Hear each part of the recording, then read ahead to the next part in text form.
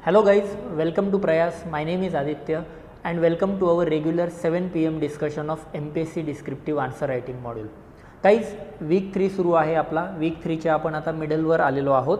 आपण मंडे पासून म्हणजे गेल्या 2 दिवसांपासून हिस्ट्रीच्या डेली आन्सर रायटिंगला स्टार्ट केली आहे आणि बाय दिस टाइम आज जेव्हा आपला तिसरा दिवस आहे आन्सर रायटिंगचा, आय होप आता काही गोष्टी तुम्हा लोकांच्याही डोक्यात क्लिअर झाल्या असतील.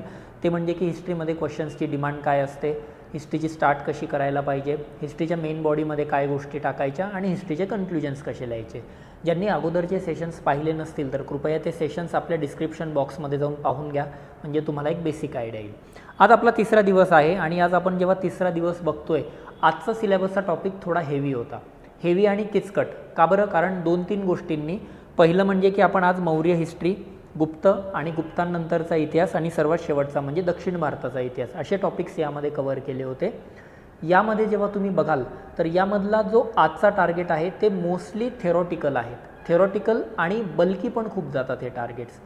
पुढचा मुद्दा आहे तो आजच्या टार्गेट्समध्ये की आजच्या टार्गेट्समध्ये टर्मिनॉलॉजीज खूप सारे आहेत आणि विशेषतः जेव्हा आपण दक्षिण भारताचा इतिहास अभ्यासतो या टर्मिनॉलॉजीज लक्षात ठेवणं वगैरे हे खूपच कठीण काम होऊन बसतं.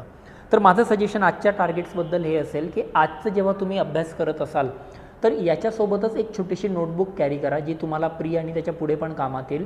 असे काही विशिष्ट शब्द तुम्हाला आढळले ते त्या नोटबुकमध्ये लिहून टाका आणि त्याचा नेमकं मिनिंग काय असतो हे पण तुम्ही त्यामध्ये मेन्शन केलेलं असू द्या. राईट. आजचे जेव्हा टार्गेट्सबद्दल आपण चर्चा करतोय तर क्वेश्चन्स जेव्हा तुम्ही बघाल तर आजचे क्वेश्चन्स हे पूर्ण कंटेंट बेस्ड होते. यामध्ये ट्रिक नाही आहे, यामध्ये कन्सेप्ट नाही आहे, यामध्ये तुम्ही काही असं शॉर्टकट स्मार्टनेस नाही वापरू शकत. कारण कसं आहे गाईज, यामध्ये असं आहे की either you know it or you don't know it. आत्तापर्यंत आपण जेवढं पण आन्सर रायटिंग केलं आहे डे 1 पासून, जे आपण जॉग्रफीपासून स्टार्ट केलं होतं, आपण काहीतरी लॉजिक, बेसिक, कॉमन सेन्स वगैरे या पद्धतीने आन्सर्स डील करू शकत होतो. पण आजचे जे 3ही प्रश्न आहेत हे प्युअरली कंटेंट बेस्ड प्रश्न आहेत. यामध्ये तुम्ही स्ट्रक्चरवर तुम्ही हातचलाखी करू शकत नाही. आपण असे काही क्वेश्चन तुम्हाला विचारले जातात. दरवर्षी जर तुम्ही 20 क्वेश्चन GS1 मधले आपण चेक करतो तर या GS1 मधल्या 20 क्वेश्चन्सपैकी 2 ते 3 क्वेश्चन्स असतात हे अतिशय टेक्निकल असतात. त्यातला जनरली एक क्वेश्चन जॉग्रफीचा तर फिक्स टेक्निकल असतो.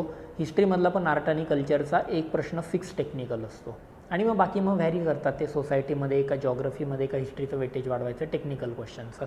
तर हा कंटेंटवाला क्वेश्चन आहे, त्यामुळे कंटेंट तर मी तुम्हाला मॉडेल आन्सरमध्ये प्रोव्हाइड करणारच आहे. तुम्ही फक्त आता आपण स्ट्रक्चर कसं बनवू आणि नेमकी कसं या प्रश्नांना डील करायचं यावर मग आपण थोडी चर्चा करणार आहोत. ठीक आहे, चालेल. बाकी कंटेंट नोट्स आणि मॉडेल आन्सर्समधून तुम्ही फॉलो करू शकताय. सगळ्यात पहिला प्रश्न होता, discuss the administrative structure of the Mauryan empire. Maurya साम्राज्याच्या प्रशासकीय रचनेची चर्चा करा. मौर्यन ॲडमिनिस्ट्रेशन कसं चालायचं. Start, main body, conclusion. आपल्याला कळलं आहे की स्टार्टमध्ये काहीतरी त्याच्या आजूबाजूची गोष्टी सांगायच्या, थोडा इतिहास मागून पुढून आपल्याला ट्रेस करावा लागतो.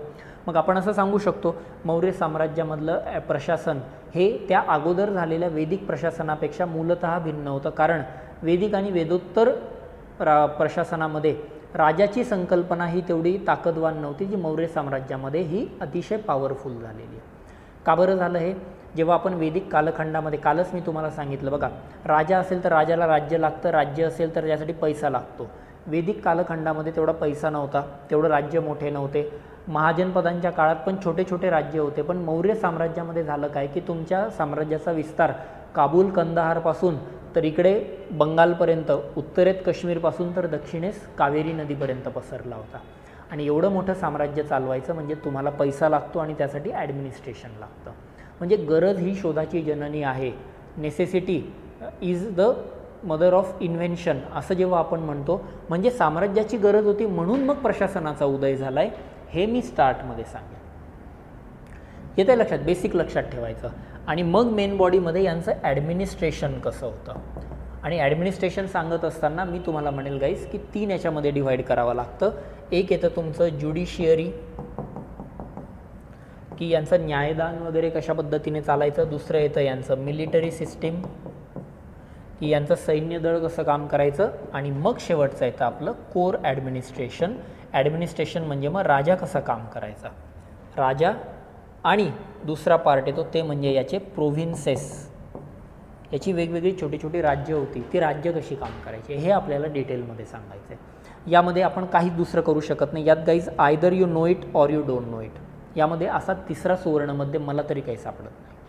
आणि मग येतं तुमचं कन्क्ल्युजन. कन्क्ल्युजनमध्ये आपण काय म्हटलं, याला आज आपण कोणत्या इथे लावू शकतो ना, राजाचं मंत्रिमंडळ होतं वगैरे वगैरे, हे चाणक्यांनी अर्थशास्त्रामध्ये सगळं सांगितलेलं आहे. चाणक्यांनी जेव्हा हे अर्थशास्त्रामध्ये सांगितलेलं आहे तर मग त्याचा रेफरन्स मी इकडे दिला.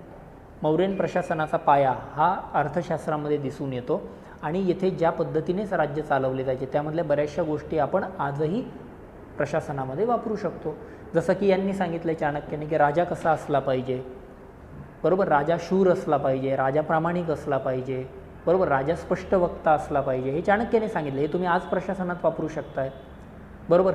चाणक्य म्हणतो की डिपार्टमेंटलायझेशन झालं पाहिजे, सेपरेशन ऑफ पॉवर असलं पाहिजे, हे तर आजही आपण वापरतो. म्हणजे मग अशा पद्धतीचा हा आजचा आपला पहिला प्रश्न लागतो. क्लिअर, फॅक्च्युअल होता, डेटा तुम्हाला यामध्ये हवा. यामध्ये जर तुम्हाला प्रशासन कसं चालतंय माहीत नसेल, अशा प्रश्नांना ऐन परीक्षेमध्ये हात लावायचा नाही. चलो सेकंड येतो आता. काय दिलं आहे ते, why is the Gupta period is considered as the golden age, विचारलं आहे तुम्हाला. गुप्ता पिरियडला आपण गोल्डन एज का म्हणतो, बरोबर. आणि याच्यात विचारलं यांनी डिस्कस विथ द एक्झाम्पल्स. इथे ते स्टार्ट, मेन बॉडी, कन्क्ल्यूजन. स्टार्टमध्ये अगेन गुप्त साम्राज्य, त्याच्या आगे पुढचं मागचं आपल्याला आगापिछा बताना पडेगा. मग मी सांगेल की गुप्त साम्राज्याची पायाभरणी ही मौर्योत्तर कालखंडानंतर कुशाण साम्राज्याच्या अस्तानंतर भारतात झाली, जिने प्राचीन ज्या साम्राज्याने प्राचीन ते मध्ययुगीन असे हस्तांतरण पाहिलेलं आहे, बरोबर ना. गुप्त साम्राज्यानंतर तुम्ही डायरेक्ट मध्ययुगामध्ये प्रवेश केलेला आहे. मग अशा आशयाची स्टार्ट देऊ शकतायत तुम्ही, किंवा इथं दुसरी स्टार्ट असली तरी चालेल. सो स्टार्ट त्या पद्धतीने. मेन बॉडीमध्ये काय द्यायचं आहे आपल्याला, गोल्डन एज. सगळ्यात अगोदर तुम्हाला कळलं पाहिजे गोल्डन एज का बरं म्हटलं जातं, तेच विचारलेलं आहे. गोल्डन एज म्हणजे काय येतं, कारण का बरं हे गोल्डन एज, सुवर्ण काळ का बरं, कारण या काळामध्ये इकॉनॉमिक डेव्हलपमेंट चांगली झाली होती, व्यापार वगैरे वाढला होता. उदाहरण द्यायचं आहे, आपला रोमशी व्यापार वाढलेला, आपला आग्नेय आशियाशी व्यापार वाढलेला, आफ्रिकेशी व्यापार वाढलेला, बरोबर. दुसरं इथं तुमचं टेरिटोरी म्हणजे तुमचा राज्य साम्राज्याचा विस्तार. चंद्रगुप्त मौर्य आणि अशोकानंतर म्हणजे मौर्यन साम्राज्यानंतर भारताचं ते मोठं साम्राज्य क्रिएट केलं आहे भारतामध्ये, ते समुद्रगुप्ताने केलेलं आहे, म्हणून तो गोल्डन पिरियड आहे. आणि या मौर्यांमध्ये आणि गुप्तांमध्ये साधारण 300 ते 400 वर्षाचा गॅप आहे, आणि म्हणून मग टेरिटोरियल एक्सपान्शन जातं. दुसरी गोष्ट म्हणजे या काळामध्ये तुमच्या बऱ्याचशा सोशल डेव्हलपमेंट झालेल्या आहेत. या काळामध्ये श्रेणींचा विकास झालेला आहे, अनेक जाती पोटजाती तयार झालेल्या आहेत या काळात, बरोबर. स्त्रियांची परिस्थिती कशी होती, काय होती हे सांगायचं आहे. पुढे तुम्हाला या काळामध्ये लिटरेचर कसं डेव्हलप झालं, लिटरेचर म्हणजे आता आर्ट अँड कल्चर, साहित्याची निर्मिती. कालिदास या कालखंडात होते, त्यांनी काय लिहिलं, कसं लिहिलं, उदाहरणं हवी आहेत, बरोबर. भाषेचा कसा विकास झाला या काळामध्ये, आर्किटेक्चरचा कसा विकास झाला या काळामध्ये, नाण्यांचा कसा विकास झाला, कशा पद्धतीने, बरोबर. तसंच या काळामध्ये कोणकोणते परकीय, आक्रमक नाही म्हणत मी, परकीय फॉरेन ट्रॅव्हलर्स, प्रवासी, सो फॉरेन ट्रॅव्हलर्स कोण कोण येऊन, म्हणजे हे सगळं तुम्हाला इथे सांगायचं आहे, येते लक्षात. आणि म्हणून या काळाला म्हटलं जातं सुवर्ण काळ. आणि आता येतं तुमचं कन्क्ल्यूजन देत असताना इथे बघा, आजचा याच्याशी लिंक केलेलं चालेल, पण मी याला लिंक कशाशी करणार आहे, मी याच्याशी इन्स्ट्रक्शन वर्ड व्यवस्थित वाचायचं आहे. बघा बेसिक नाही विसरायचं. इन्स्ट्रक्शन वर्डमध्ये काय दिलेलं आहे तुम्हाला, डिस्कस. आणि आठवतं का तुम्हाला, आपण गेल्या वीकमध्ये जॉग्रफीमध्ये बोललो होतो, डिस्कस शब्द असेल तर 80% केसेसमध्ये तुम्ही त्या स्टेटमेंटला सपोर्ट करायचं आहे, 20% केसेसमध्ये स्टेटमेंटला अपोज पण करायचं आहे. अपोज म्हणजे काय, गुप्ता पिरियड हा सुवर्ण काळ होता. गुप्ता पिरियड का बरं सुवर्ण काळ, अशोकाचा कालखंड का बरं सुवर्ण काळ नाही आहे.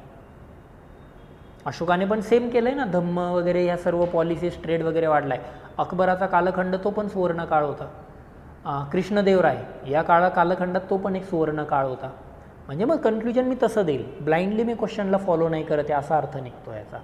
हेच एक्झामिनरला अपेक्षित आहे की हा जरी गुप्त कालखंड हा सुवर्ण काळ मानला जातो, परंतु या व्यतिरिक्त देखील भारताच्या समृद्ध इतिहासामध्ये अनेक घटना घडल्या, तो देखील तितकाच महत्त्वाचा कालखंड आपण गणला गेला पाहिजे. असं येते लक्षात. या पद्धतीने आपलं आन्सर गेलं पाहिजे. ओके. आणि शेवटचा प्रश्न हा अतिशय भयंकर आणि जरा टेक्निकलच वाटला असेल, तो म्हणजे की discuss the contribution of the Pallavas to South Indian art and architecture. म्हणजे पल्लव जे राजे होते त्यांचं साऊथ इंडियन आर्ट आणि आर्किटेक्चरला असलेलं योगदान आपल्याला विचारलेलं आहे आणि ते पण 15 मार्कर विचारलेलं आहे गाईज. बघा, पॅनिक नाही व्हायचं. नोट्समध्ये कंटेंट आहे, मी दिलेले मॉडेल आन्सरमधून पण पाहू. Simple start, main body, conclusion. Start करत असताना थोडंसं दक्षिण भारताच्या इतिहासाबद्दल सांगा, बरोबर. थोडंसं पुढचं मागचं पल्लवांच्या क्लिअर आहे. मेन बॉडीमध्ये विचारलं आहे तुम्हाला आर्टमध्ये काय डेव्हलपमेंट झाली आणि आर्किटेक्चरमध्ये काय डेव्हलपमेंट झाले. इथे यार तुम्हाला पूर्णपणे फॅक्टच हवं आहे. जसं की द्रविड शैलीचा जो पायाभरणी आहे ती पल्लव याच्यामध्ये बघायला मिळते. पल्लव कालखंडामध्ये तुमचे बरेचसे मंदिरं बांधले गेलेत. मामल्लपुरमचे ते मंदिरं, महाबलीपुरममधले काही मंदिरं असतील तर हे या काळात बांधले गेले. थोडं डिटेलिंग करायचं आहे, त्या मंदिरांची रचना कशी होती, काय होती. मी एक सेपरेट व्हिडिओ घेईलच की द्रविड आणि नागर शैलीमध्ये फरक कसा आहे, कोणत्या पद्धतीने चालतात, तर डोंट वरी अबाउट इट. पण सांगायचा मुद्दा, हे तुम्हाला पूर्ण कंटेंट बेस्ड क्वेश्चन आहे. आजचे प्रश्न देण्याचं पर्पज हाच होता. जर तुमच्याकडे कंटेंट असेल तर डील करा, नसेल तर क्वेश्चन रिकामा सोडला तरी हरकत नाही. येते लक्षात. या पद्धतीने फक्त हे डील झालं पाहिजे. ऑलराईट. त्यामुळे यामध्ये मी कंटेंट नाही सांगत आहे आत्ता, अदरवाईज मग हा व्हिडिओ आपला तास 1.5 तासाचा व्हायचा. तो सेपरेट मी एक सेशन घेईलच की दक्षिण भारताचं ते स्थापत्य शैली कशी आहे, काय आहे, मी ते आपण नंतर सेपरेटली बोलूयात. पण आता फक्त लक्षात ठेवा की कुठला प्रश्न कंटेंटचा आहे आणि कुठला प्रश्न कंटेंटचा नाही आहे. ठीक आहे. तर आजचं डिस्कशन मी इथेच थांबवतो आहे. कंटेंटसाठी काही असलं नोट्स एकदा बघा, काही डाऊट्स असतील तर विचारा. या पद्धतीने मग आपण पुढे जाऊया. ठीक आहे. चलो मग आजसाठी मी थांबतो आणि आपण मग पुढे बोलूयात असं. चलो, all the best, take care, bye bye guys, see you. Yes.